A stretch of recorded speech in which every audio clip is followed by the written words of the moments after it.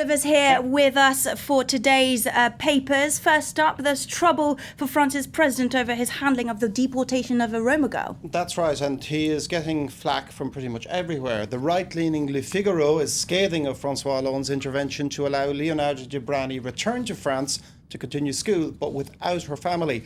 Its headline says quite simply, the fiasco, pointing out that nobody on either side of the political spectrum is happy, with members of the president's own Socialist Party critical and those on the right, like UMP leader Jean-François Copé, saying that it will only benefit the far-right National Front.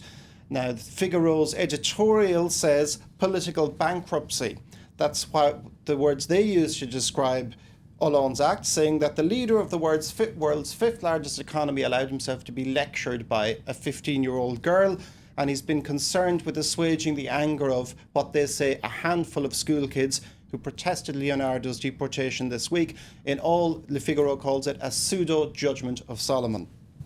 So those are strong words from Le Figaro. Absolutely. There. Let's take a look at the front page of Libération.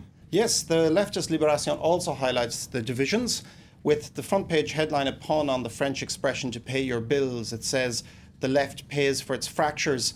Its editorial, which is entitled Vide or Vacuum, reproaches the socialists with neglecting immigration in its 10 years in opposition and has allowed itself to become trapped on a single case. Libération says that the socialists have not formulated a coherent policy on immigration, and it's remained trapped on what it calls a caricature of a debate over immigrants must be either deported or regularised. And what's the far-right newspaper L'Humanité saying about all this? On the far left, Far left, sorry. L'Humanité, a paper linked to the French Communist Party, has the headline, Your Family or Your Studies, and it says that the choice given to Leonardo by François Hollande has been inhuman blackmail. And it says the president has been inconsistent on the case, and he's left the field open to Interior Minister Manuel Valls, who many see as being more hardline than the rest of the government, to follow the Sarkozy way, which is referring to the former president's immigration policy.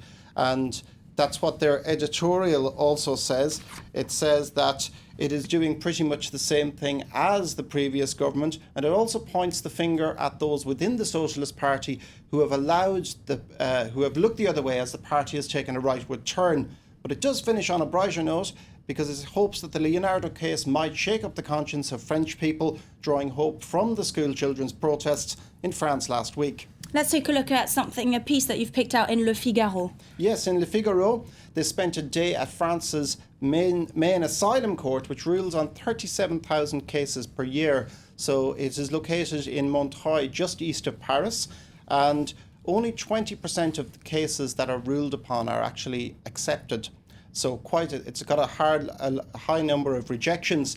Le Figaro interviewed a number of lawyers, one of whom says that while some testimonies are certainly exaggerated, there are quite a few that are believable and may actually be a little bit understated, particularly Chechens. It says that in 2012, most of the cases that were accepted came from Syria, Iraq, Iran, Mali and Afghanistan, while Kosovo, the country to which the Dibrani family was repatriated, 90% of the applicants are rejected.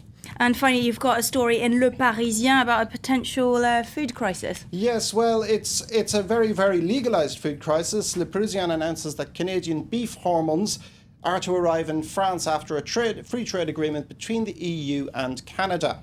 And José Bové, who is now a Green Party member of the European Parliament, has an interview in Le Parisien where he's very, very critical of what he calls a very, very opaque arrangement, and is only going to increase the large number of food-related scandals that have popped up within the EU and France within the past 12 months.